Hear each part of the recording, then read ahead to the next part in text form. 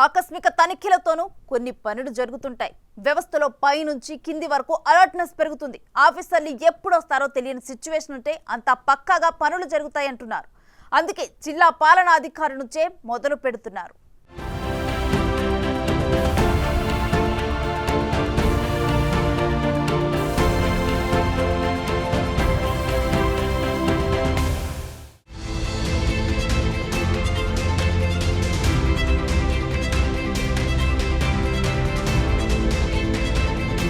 దేశంలోనే అన్ని రాష్ట్రాలకు ఆదర్శంగా ఉండేలా తెలంగాణ తయారవ్వాలంటే ఆ బాధ్యత ఐఏఎస్లపై ఎక్కువగా ఉంటుందన్నది సీఎం అభిప్రాయం.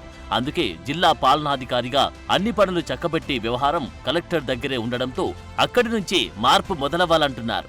తమ శాఖల పనితీరును మెరుగుపరుచుకునేందుకు అవసరమైతే అధికారులు సిబ్బందిని ప్రక్షాళన చేసుకోవాలని కూడా గతంలోనే సూచనలు వెళ్లాయి. రాష్ట్ర ప్రజలకు ఉపయోగపడే కొత్త కార్యక్రమాలు, కొత్త ఆలోచనలతో ముందుకు సాగాలని, వాటిని ఎప్పటికప్పుడు నేరుగా సీఎంఓతో పంచుకోవాలని కూడా సీఎం రేవంత్ ఇదివరకే సూచించారు. ఒక్కో అధికారి ఒక్కో ఫ్లాగ్షిప్ ఐడియాలు కూడా ఇవ్వాలన్నారు.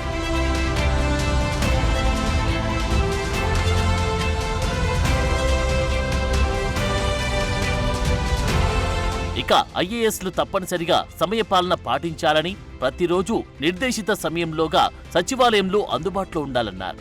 తమ విభాగం పనితీరును పర్యవేక్షించేందుకు వారానికి ఒకరోజు విధిగా క్షేత్ర పర్యటనకు వెళ్లాలని, ఒక్కోసారి అన్ని జిల్లాల ఉన్నతాధికారులతో సమావేశం నిర్వహించాలని ఆదేశాల ప్రకారం ఇప్పుడు కలెక్టరేట్ చర్యలు కొనసాగుతున్నాయి. సంబంధిత విభాగం చేపట్టిన కార్యక్రమాలు, జరుగుతున్న పనుల పురోగతిని తెలుసుకునేలా యాక్షన్ ప్లాన్ ఇచ్చారు. ఆ ప్రకారమే ఇప్పుడు తెలంగాణలో కలెక్టర్లు పనిచేస్తున్నారు.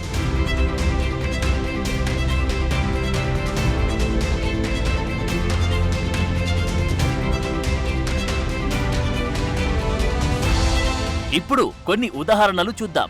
కొత్తగూడెం జిల్లా జూలూరుపాడు మండలంలోని చింతలతండ, బేతాలపాడు, మాచినపేట గ్రామ పంచాయతీల్లో ఉన్న పాఠశాలలు, పశువుల ఆస్పత్రులను జిల్లా కలెక్టర్ జితేష్ వి పాటిల్ ఇటీవలే ఆకస్మికంగా తనిఖీ చేశారు.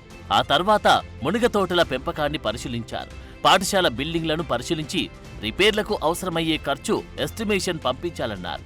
కొమ్ముగూడెంలోని పశు వైద్యశాలను పరిశీలించారు. ఈ ఒక్క పర్యటనతో చాలా సమస్యలకు పరిష్కార మార్గమైతే దొరికింది. అది సంగతి.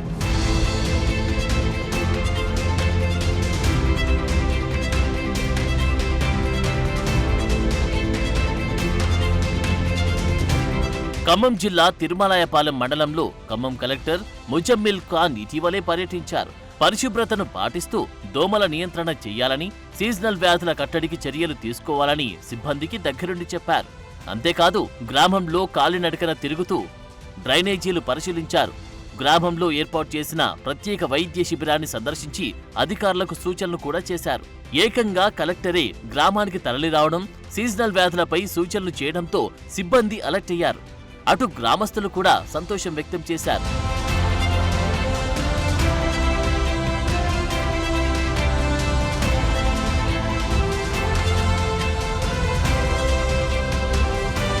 హైదరాబాద్ కలెక్టర్ అనుదీప్ గ్రౌండ్లోకి దిగారు.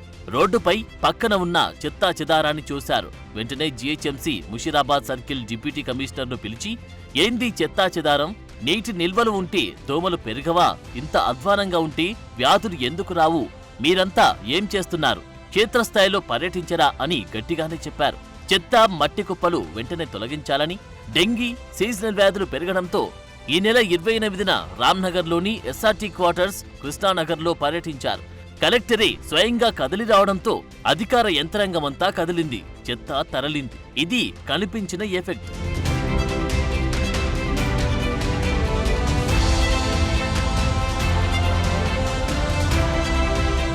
అటు మంచిర్యాల జిల్లా చెన్నూరు సిహెచ్సిలో జిల్లా కలెక్టర్ కుమార్ దీపక్ ఆకస్మికంగా తనిఖీ చేసి ఆస్పత్రి పరిసరాలను ఇటీవలే పరిశీలించారు.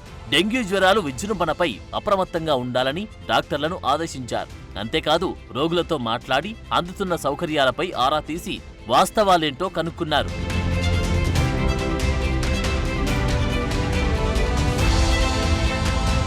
మరోవైపు మెదక్ జిల్లా నర్సాపూర్ హాస్పిటల్లో చెత్తా చెదారముందని కథనాలు ప్రసారమవడంతో కలెక్టర్ వెనువెంటనే రియాక్ట్ అయ్యారు. నర్సాపూర్ వెళ్లి స్థానిక కమ్యూనిటీ హెల్త్ సెంటర్ను పరిశీలించి వచ్చారు. చెత్తా చెదారాన్ని తీయించేశారు. రోగులతో మాట్లాడి అందుతున్న వైద్య సదుపాయాల గురించి అడిగి తెలుసుకున్నారు.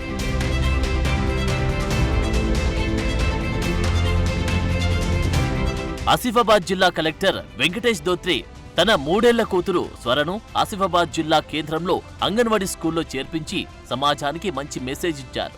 ప్రభుత్వ ఆఫీసర్ల పిల్లలు ప్రభుత్వ స్కూళ్లకు వెళ్లడం ఎక్కడా చూసి ఉండరు. కానీ కలెక్టర్ బిడ్డ కూడా అంగన్వాడీలో మిగతా పిల్లలకు వండిన ఆహారాన్ని పెట్టడం ద్వారా మిగతా పేరెంట్స్ కు భరోసా ఇస్తున్నారు. మొత్తంగా మార్పైతే కనిపిస్తోంది. సీఎం అనుకున్న లక్ష్యానికి తగ్గట్లు కలెక్టర్లు గ్రౌండ్ వర్క్ చేయడంతో పనులు కూడా వేగంగా జరుగుతున్నాయి. చాలా వాటికి పరిష్కారాలు దొరుకుతున్నాయి.